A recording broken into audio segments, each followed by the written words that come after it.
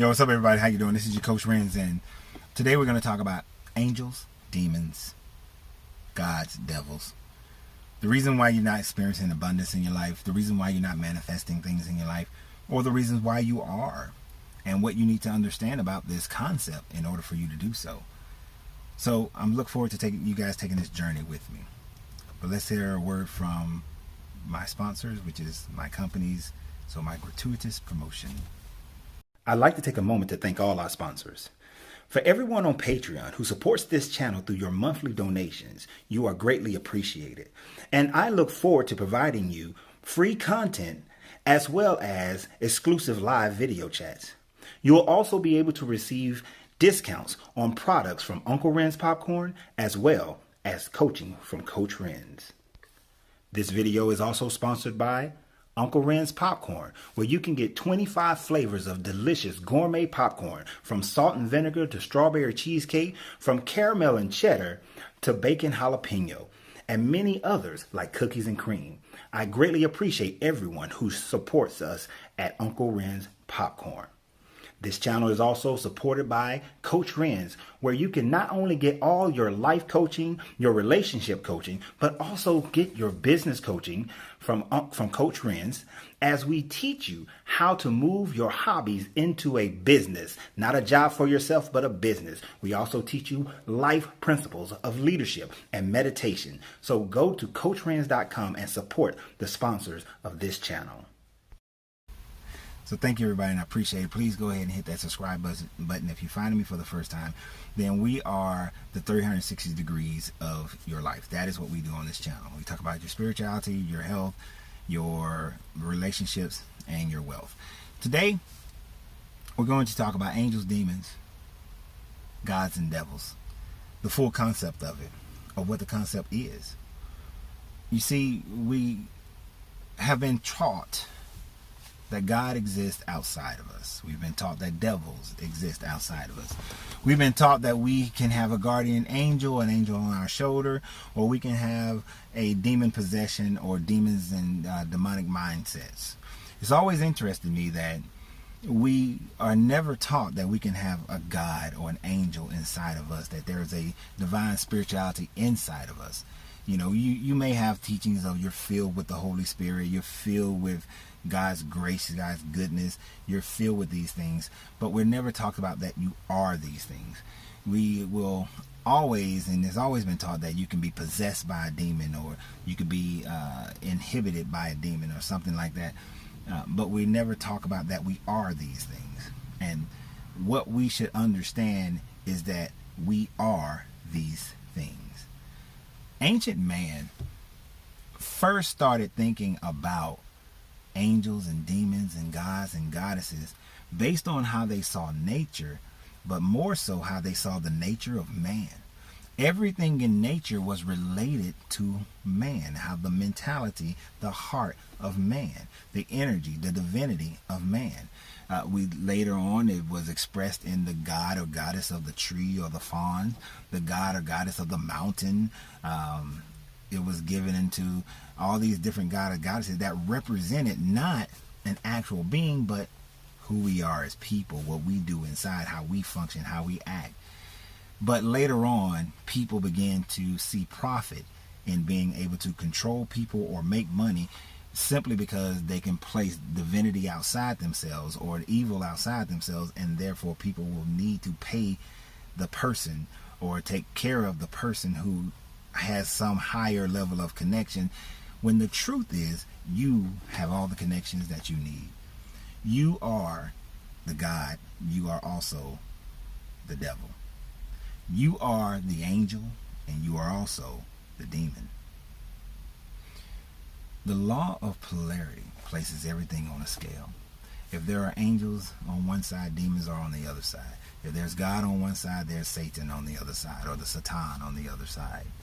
Whatever the names you want to call it, good on one side, evil on the other side. And then there are a million places in between. Hence, people can have their guardian angel this, their guardian angel that. The devil, the demon Mora. When you are tempted by man, the demon Mora will continuously tempt you and try to lead you astray. When you are given into desires, you're given into greed. But I say to you that the demon Mora was termed as an example of what's already inside you. It is not something outside yourself. In the Buddhist practice of understanding Mora, people have taken it to the point of it's outside of themselves, but in truth, all temptations of man exist and exhibit inside of you. All negativity of man exists inside of you. In the same thing, all positive things rest inside of you. It can easily be displayed in a number of ways. One of the ways that I like to express it is in the breath. In the breath. We would say that there's the breath of life, that the breathing in gives you life. Without breathing in, you cannot exist. You would die. But the breathing in, called prana, you bring that in. But if you try to hold on to the prana, which the prana is good coming in, the prana, the air, the oxygen, it serves the body. It gives you all the oxygen that you need to go throughout all your cells. Your cells pick it up. It takes it around the body and delivers the pure beauty of oxygen to all these parts of your body.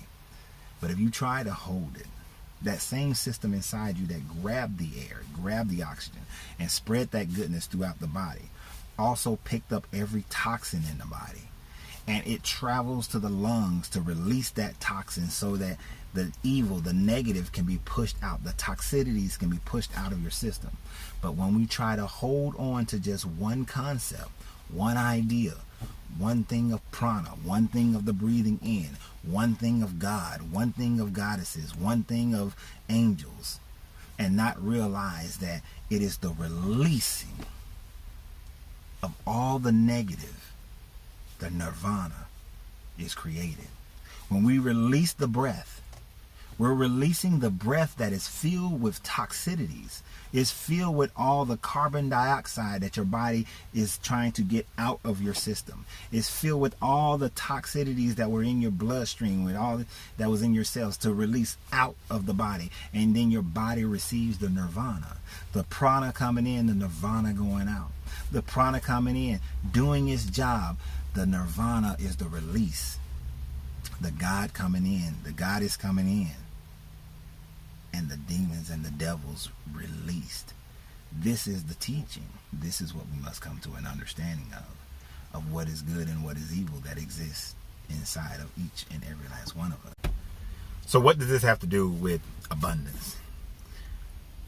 Well, what it has to do with abundance is the fact that as long as you are run by your demons, as long as you are run by the devil inside you, then you will never be able to utilize the magical powers, the innate powers, the supernatural powers, the humanistic powers of the goddess inside you. You will always be falling towards the negative end of the scale. You will rise a little bit because you will have a moment that you're in flow.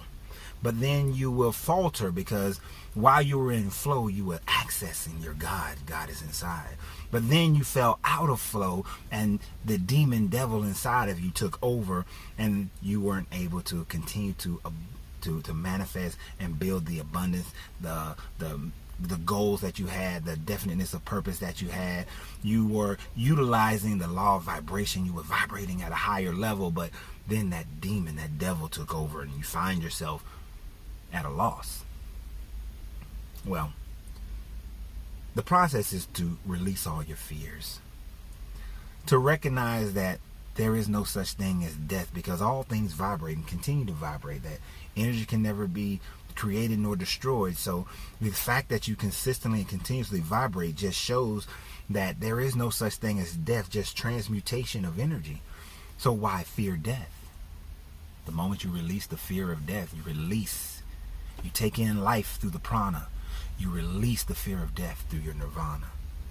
And you begin to just be in the moment and live in the moment and love in the moment and grow in the moment. You begin to understand the beauty of each moment, the beauty of a flower, of a tree, the beauty of a butterfly or a bee. You begin to look at your loved ones with different eyes, not only with your two eyes, but now you see them with your single eye. All things will change for you. And with change being a constant of the universe, all of a sudden now you are that person that just stays in flow.